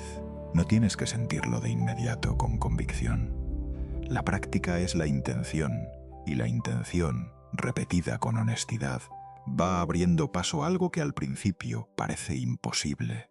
La ecuanimidad genuina, que no es indiferencia, sino la capacidad de desear el bien incluso donde antes solo había tensión. La compasión hacia todos los seres, el último nivel de la práctica de metta, es quizás el más difícil de concebir desde nuestra perspectiva individual, pero tiene una lógica profunda que el budismo articula con claridad. Todo ser que existe desea ser feliz y no desea sufrir. Tú lo deseas, las personas que amas lo desean. Las personas que no conoces lo desean. Incluso las personas que te han hecho daño lo desean, aunque busquen la felicidad de maneras que generan más sufrimiento. Esta comprensión compartida, este denominador común de la experiencia humana, es la base de la compasión universal. No te pide que ignores las diferencias, te pide que, por debajo de todas ellas, reconozcas lo que todos compartimos. La compasión es el superpoder que nadie te enseñó, porque la sociedad confunde la fortaleza con la dureza y la sensibilidad con la fragilidad. Pero los seres más transformadores que han existido, aquellos cuya presencia cambia el ambiente de una habitación, cuyas palabras llegan al lugar exacto donde duele, cuya escucha hace sentir a otros profundamente vistos, todos ellos comparten algo en común. Han cultivado la compasión con la misma seriedad con que otros cultivan la inteligencia o la disciplina. Hoy tienes la invitación de comenzar ese cultivo, un poco cada día, empezando siempre por ti mismo, porque un corazón que no puede darse compasión a sí mismo difícilmente puede ofrecerla al mundo de forma sostenida. Hay un experimento mental que quiero proponerte antes de continuar. Piensa en cuánto tiempo de tu día de ayer pasaste realmente en el presente, no pensando en lo que había ocurrido antes, no anticipando lo que vendría después, sino completamente aquí, completamente ahora, con toda tu atención posada sobre el momento que estabas viviendo. Si eres honesto contigo mismo, probablemente la respuesta sea muy poco. Y no porque seas descuidado o distraído por naturaleza, sino porque la mente humana tiene una tendencia profundamente arraigada a vivir en cualquier lugar menos en el presente. Vive en el pasado, revisando lo que ocurrió, lamentando lo que no fue, añorando lo que ya no está.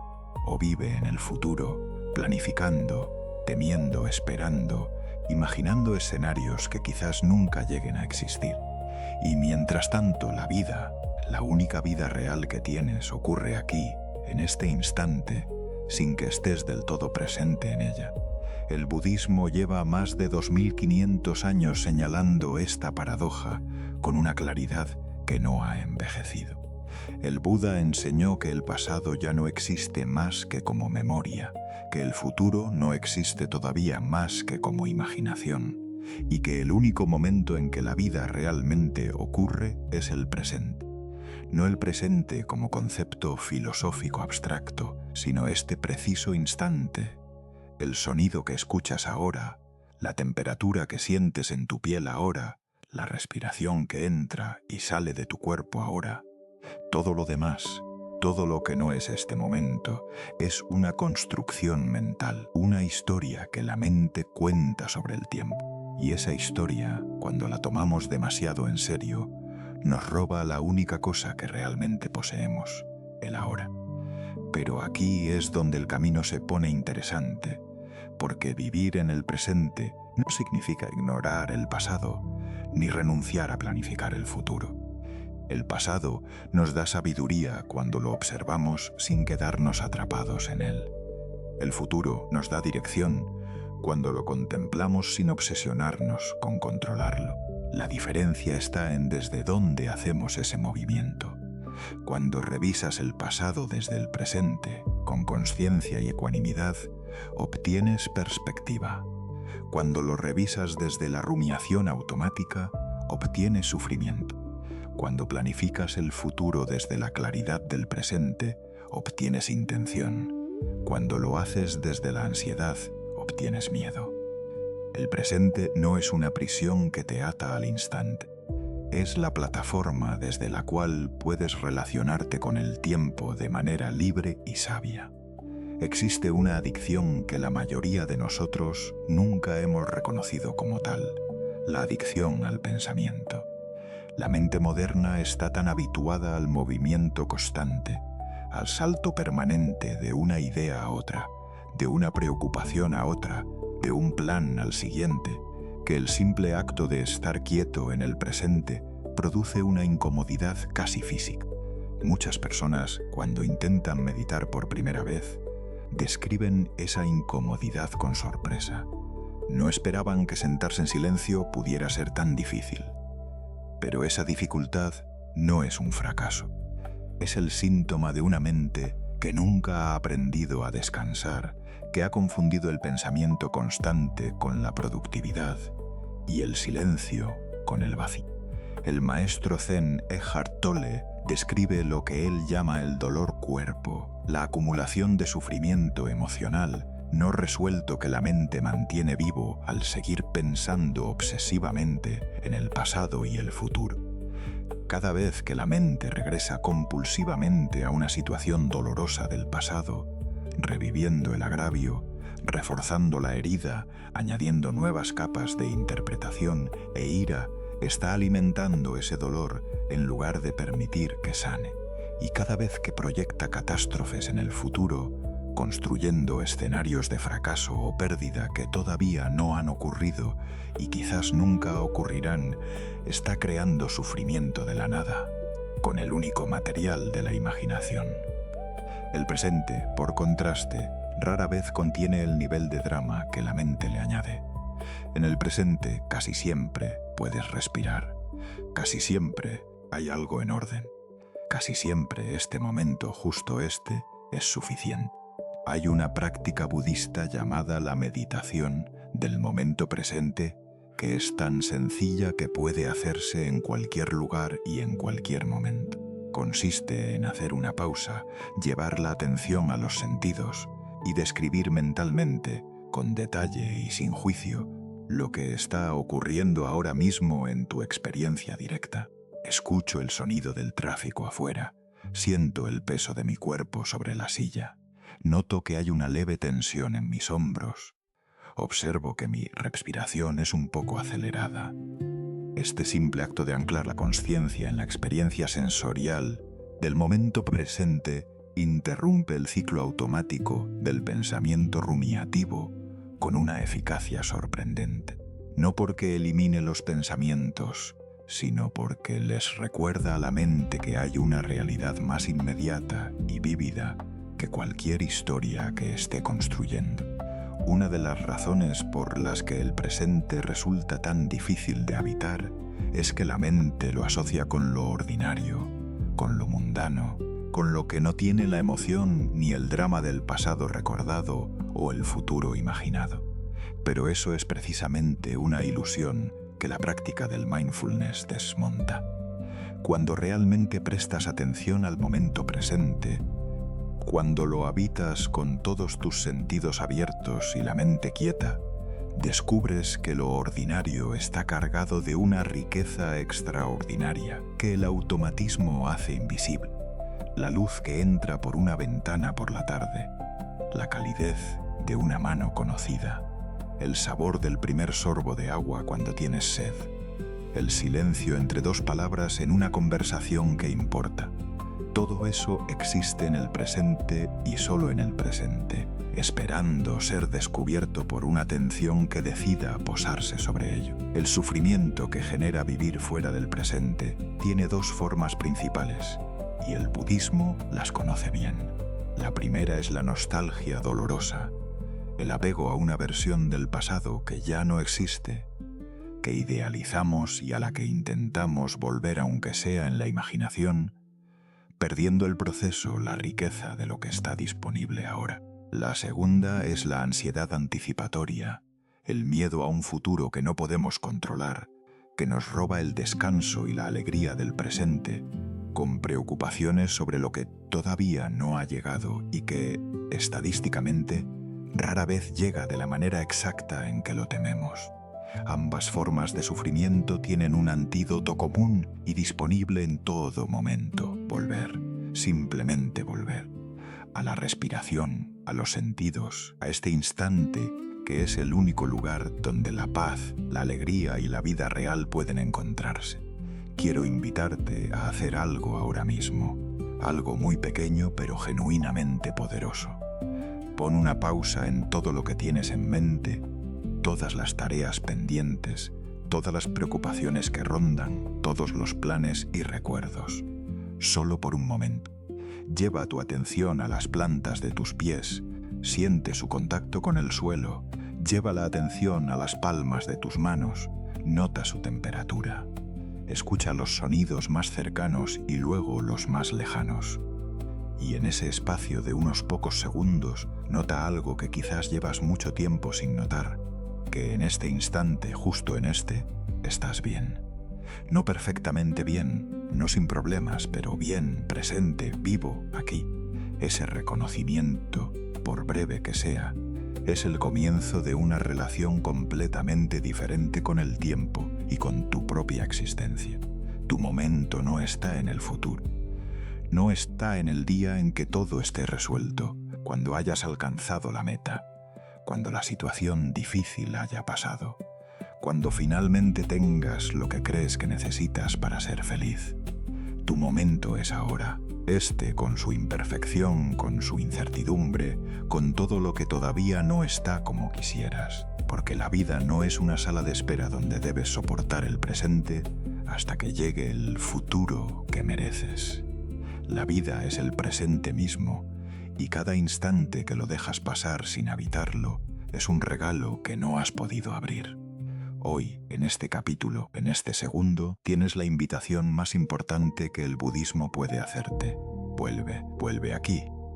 Vuelve ahora. Es el único lugar donde realmente existe todo lo que buscas. Hay una industria entera construida alrededor de una promesa que suena maravillosa, pero que en la práctica deja a mucha gente sintiéndose peor de lo que estaba.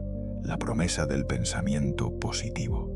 Repite afirmaciones frente al espejo cada mañana. Visualiza tu mejor versión.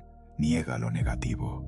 Sonríe aunque duela. Piensa en abundancia y la abundancia llegará.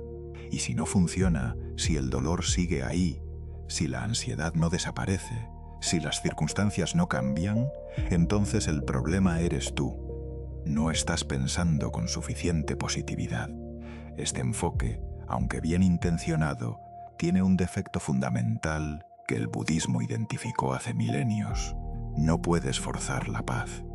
No puedes ordenarle a la mente que sea positiva del mismo modo que no puedes ordenarle al cielo que no tenga nubes. La mente positiva genuina no se impone desde afuera. Se cultiva desde adentro, con paciencia, con honestidad y con una comprensión profunda de cómo funciona realmente la experiencia humana. El problema con el pensamiento positivo forzado es que requiere negar una parte de la realidad, y la mente, que es profundamente inteligente aunque no siempre sabía, sabe cuando está siendo engañada. Cuando pintas una sonrisa encima de una herida real, cuando repites que todo está bien cuando claramente no lo está, cuando intentas suprimir una emoción difícil con una afirmación brillante, creas lo que los psicólogos llaman supresión emocional. Y la supresión emocional no hace desaparecer las emociones. Las empuja hacia capas más profundas de la mente, donde acumulan presión hasta que encuentran una salida, generalmente en el momento menos oportuno y de la manera menos constructiva.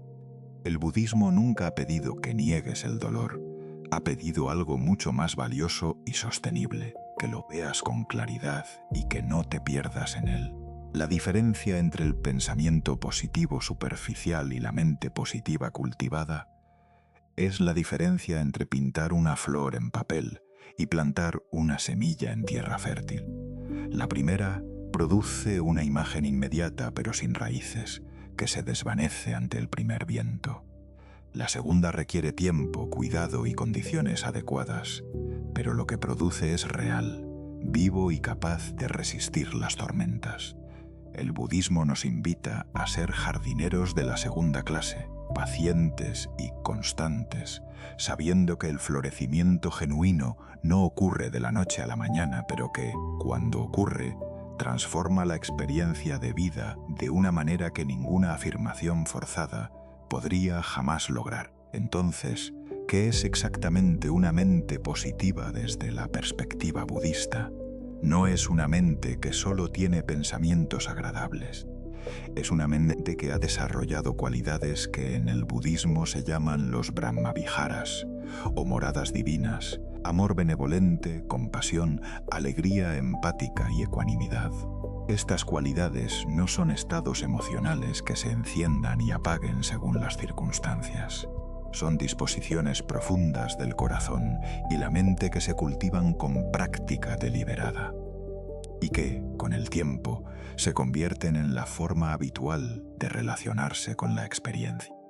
Una mente entrenada en estas cualidades no niega el sufrimiento, lo abraza con amor, lo acompaña con compasión, celebra la alegría cuando aparece y permanece estable cuando ninguna de las dos está presente.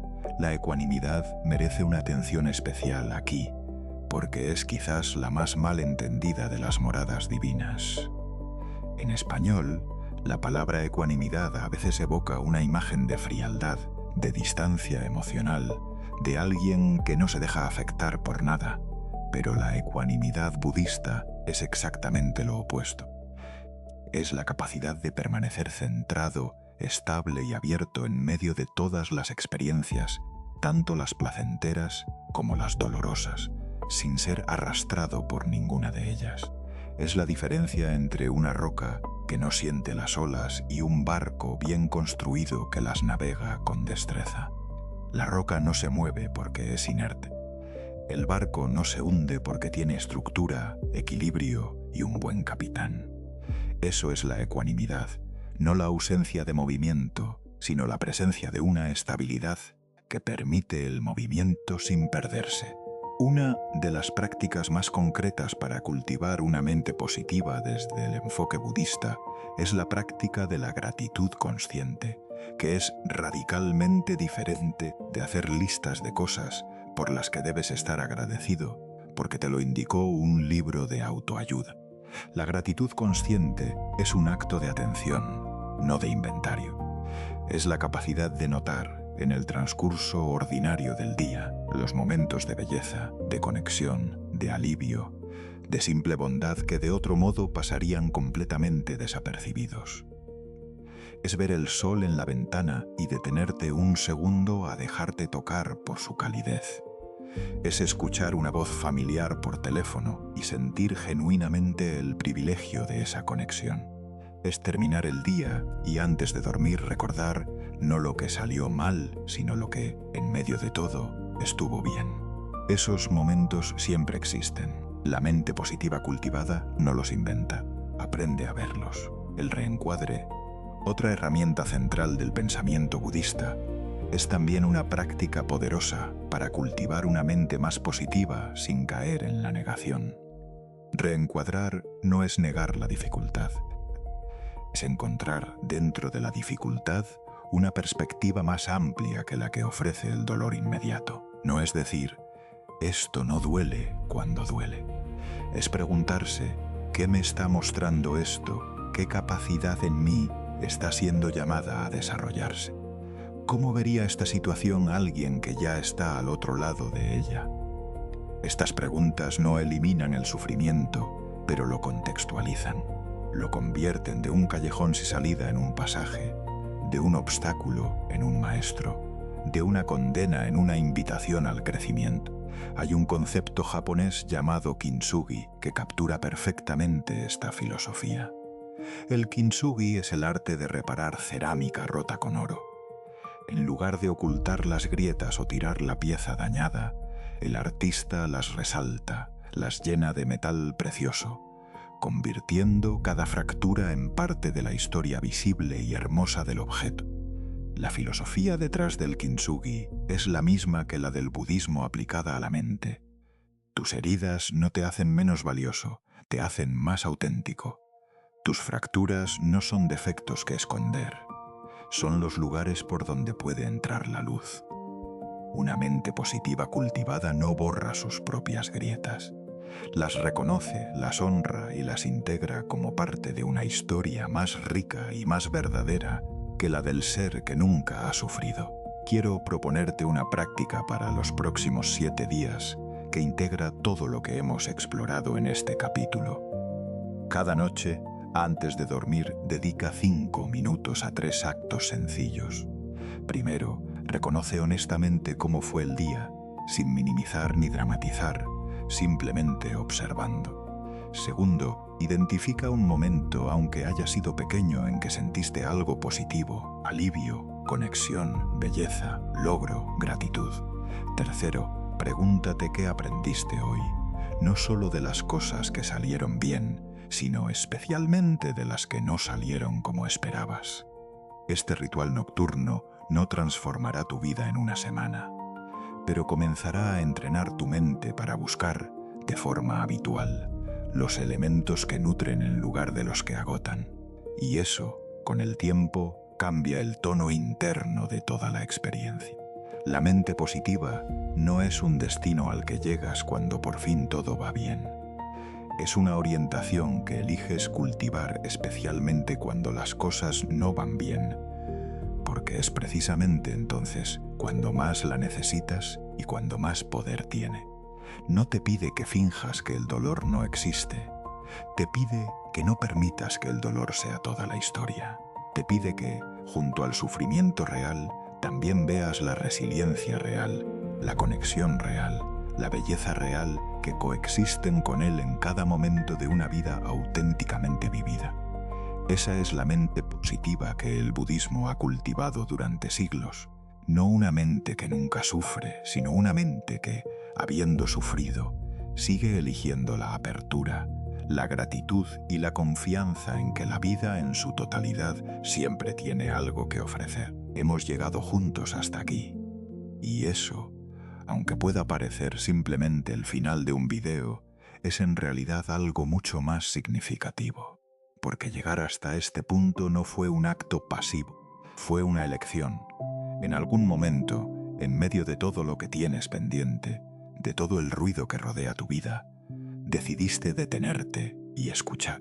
Decidiste dedicar este tiempo a algo que no produce dinero inmediato, que no resuelve ninguna tarea urgente, que no suma puntos en ninguna métrica de productividad. Decidiste invertir en lo más valioso que tienes, tu mundo interior. Y esa decisión, por pequeña que parezca, ya es transformación. A lo largo de este camino, hemos explorado 12 dimensiones de la sabiduría budista aplicada a la vida cotidiana. Hemos hablado del ruido interior que todos cargamos y de la posibilidad de encontrar silencio dentro de él. Hemos comprendido la impermanencia no como una amenaza, sino como una promesa de renovación. Hemos visitado el jardín de la mente y aprendido a elegir con más conciencia las semillas que regamos. Hemos desmontado el mito del desapego como indiferencia y lo hemos redescubierto como la forma más libre de amar. Hemos aprendido a respirar como si fuera la primera vez, a observar los pensamientos desde la quietud del cielo, a encontrar lo sagrado en lo más simple, a reconocer los venenos sin ser destruidos por ellos, a cultivar la compasión comenzando por nosotros mismos, a habitar el presente como el único hogar real que existe y a construir una mente positiva desde la raíz y no desde la superficie. Cada una de estas enseñanzas es una semilla y todas ellas han sido plantadas en este momento en el jardín de tu mente. Pero aquí es donde necesito decirte algo importante, algo que muchos canales de contenido espiritual omiten porque no es lo más cómodo de escuchar. Saber no es lo mismo que practicar. Puedes haber escuchado cada palabra de este video con atención, puedes haber sentido algo moverse dentro de ti, puedes haber tenido momentos de reconocimiento genuino, y aún así, si mañana retomas exactamente los mismos hábitos mentales de siempre, dentro de una semana sentirás que todo esto fue solo un buen rato de reflexión que no cambió nada. El conocimiento sin práctica es como una taza hermosa sin agua. La forma está, pero la función, aquello que realmente nutre, todavía no. Entonces, ¿qué significa practicar? No significa convertirte en monje ni reorganizar tu vida alrededor de la meditación. Significa algo mucho más modesto y al mismo tiempo mucho más poderoso. Elegir un solo hábito de todo lo que hemos explorado, solo uno, y comprometerte a practicarlo durante los próximos 30 días. Puede ser tan pequeño como tomar 3 respiraciones conscientes antes de responder cuando alguien te irrita. Puede ser dedicar 5 minutos cada mañana a sentarte en silencio con los ojos cerrados y la atención en la respiración. Puede ser el ritual nocturno de reconocimiento, aprendizaje y gratitud que exploramos en el capítulo anterior. Puede ser simplemente la decisión de, una vez al día, notar un pensamiento negativo repetitivo y decir en silencio: esto es una semilla que no quiero regar. Un solo hábito, practicado con constancia y amabilidad, tiene más poder transformador que 12 hábitos abandonados a la primera semana. El budismo tiene un concepto para describir el punto de partida del camino espiritual que encuentro profundamente reconfortante: bodhicitta, que puede traducirse como la mente del despertar o el corazón que aspira a la iluminación. Los maestros budistas enseñan que bodhicitta no es un estado de perfección que se alcanza al final del camino, es la intención sincera de caminar hacia él, presente desde el primer paso. Significa que no tienes que estar iluminado para comenzar. No tienes que haber resuelto todos tus traumas. No tienes que tener una práctica meditativa impecable. No tienes que ser una persona sin ira, sin miedo ni ego. Solo tienes que tener la intención genuina de vivir con más consciencia, más compasión y más presencia que ayer. Eso es bodhisattva. Y si llegaste hasta aquí, ya lo tienes. Quiero contarte algo sobre el camino que tienes por delante, algo que nadie te dirá en los títulos llamativos de los videojuegos de autoayuda. Habrá días en que todo lo que has aprendido aquí parezca haberse evaporado. Habrá momentos en que la ira te arrastre antes de que puedas siquiera recordar que existe la respiración. Habrá semanas en que el piloto automático tome el control y te encuentres viviendo de nuevo en el pasado o en el futuro, lejos del presente, lejos del jardín que decidiste cuidar. Esos momentos no son fracasos, son parte del camino. El camino budista no es una línea recta hacia arriba, es espiral, cíclico, lleno de avances y retrocesos que, vistos desde suficiente distancia, siempre describen un movimiento hacia adelante. La práctica no te hace perfecto, te hace más consciente de cuando te has perdido, y esa conciencia, por sí sola, ya es el regreso. Hay una imagen que los maestros zen usan para describir la naturaleza del camino espiritual que me parece la más honesta y la más hermosa de todas. Dicen que iluminarse es como la luna reflejada en el agua. La luna siempre está ahí, perfecta y completa en el cielo, pero su reflejo en el agua depende de qué tan quieta esté la superficie. Cuando el agua está agitada, el reflejo se fragmenta. Cuando se calma, la luna aparece entera. La práctica no crea la luna ya existe.